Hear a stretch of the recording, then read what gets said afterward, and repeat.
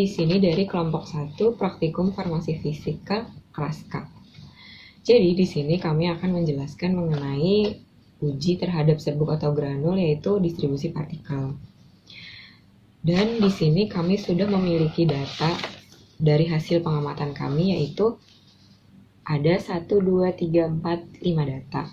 Yang pertama pada MES 12 dengan jumlah serbuk yaitu 9,96 gram, MES 14 23,70 gram, MES 18 15,07 gram, MES 20 7,46 gram, dan pada wadah yaitu terdapat 28,92 gram dengan total keseluruhan adalah 109,88 gram. Selanjutnya, apabila kita mau melaksanakan perhitungan distribusi partikel, kita semua harus mengetahui bobot serbuknya. Tapi karena di sini kita sudah berbentuk bobot serbuk, jadi bisa langsung dikerjakan persenan distribusi partikel. Namun apabila kita tidak memiliki bobot serbuk, langkah pertama yang harus dilakukan adalah mencari bobot serbuk dengan rumus bobot wadah ditambah dengan serbuk dikurang bobot wadah kosong. Jadi bobot ini adalah bobot wadah plus bobot serbuk, nanti dikurang dengan bobot wadah kosongnya.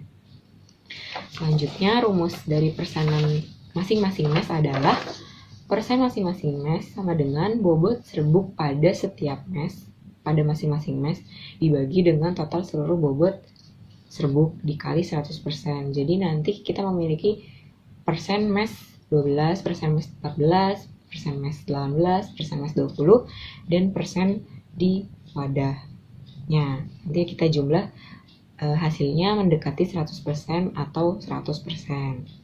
Selanjutnya setelah ini saya akan menjelaskan mengenai perhitungannya. Selanjutnya mari kita menghitung persen mes. Pertama, persen mes 12 yang kita ambil sebagai contoh.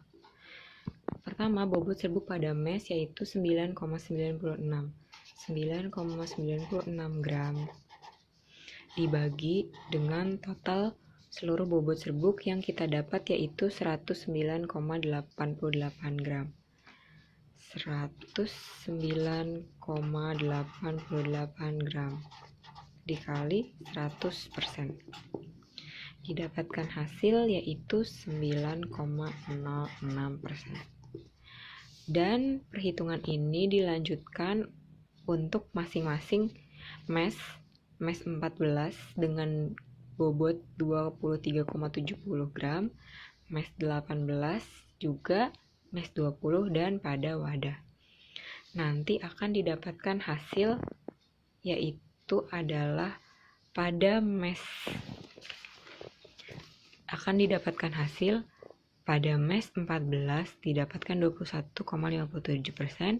mes 16 13,71%, mes 18 6,79%, mes 20 22,54%, dan pada wadah 26,30% dengan total 99,90%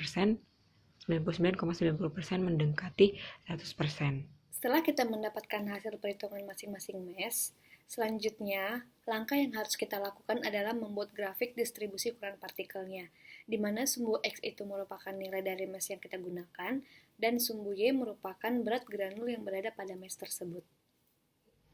Seperti yang sudah saya jelaskan tadi, di sini kita akan membuat grafik yang berbentuk lonceng itu di kertas milimeter block.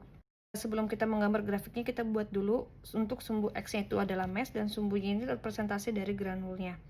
Nah, di sini saya sudah menulis angka persentase dari granul yang kita buat, dan di sini merupakan mes yang kita gunakan. Nah, dapat kita lihat bahwa dari data saya itu ada di mes nomor 12 itu granulnya adalah 9,6%. Ini adalah 9,06%. Lalu kita tandain titik di mes nomor 12. Selanjutnya, untuk mes nomor 14 itu datanya adalah 21,57%. Di sini adalah angka 21,57%, dan di sini adalah mes nomor 14. Kita tandai titik dulu. Selanjutnya untuk mes nomor 16 itu datanya adalah 13,71%. Ini untuk angka 13,71%, berarti di sini mes nomor 16. Kita tandai titik di 13,71%. Di atasnya mes 16. selanjutnya lagi itu ada mesh nomor 18 dengan data 6,79. 6,79 itu berada di bawah 6,79 dan mesh nomor 18. Berarti kita tandain titik di atas mesh nomor 18 dengan garis yang di angka 6,79, dan yang terakhir itu ada mesh 20. Nah, di mesh 20 ini data yang kita dapatkan itu sangat besar, yaitu 22,54%. Nah, jadi 22,54% itu berada di titik paling atas. Jadi kita tulis 20,54% itu titiknya di atas 20 di sini. Lalu kita tarik garis dan nanti akan membentuk seperti ini. Kita tarik garisnya.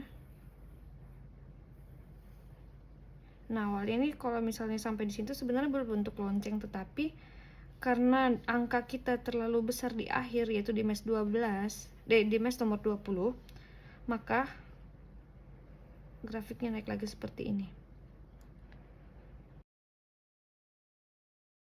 Setelah kita membuat datanya dan gambar grafiknya, hasil yang didapatkan adalah seperti ini. Setelah grafik ini jadi, lalu kita dapat menentukan apakah serbuk ini memenuhi syarat atau tidak.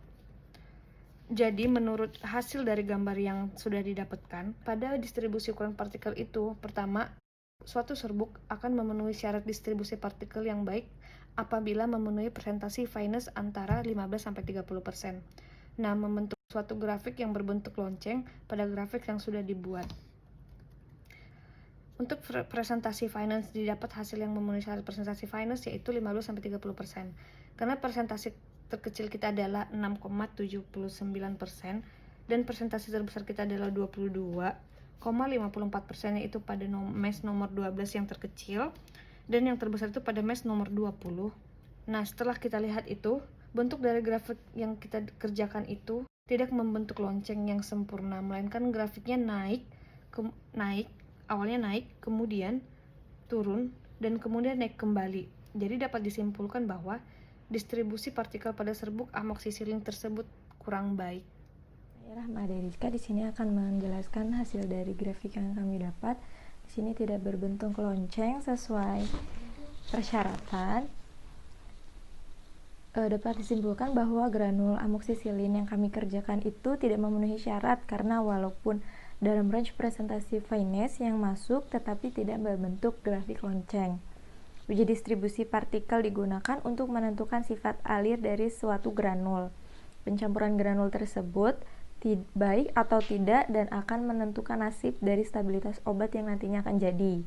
Untuk menghasilkan distribusi partikel yang baik dan sesuai persyaratan dapat dilakukan dengan cara menambahkan eksipien pada serbuk atau granul yang memungkinkan adanya peningkatan atau memperbaiki sifat alir dari granul tersebut, sehingga grafik akan membentuk seperti lonceng. Eksipien tersebut juga akan membantu dalam memperbaiki pencampuran granul yang akan dibentuk.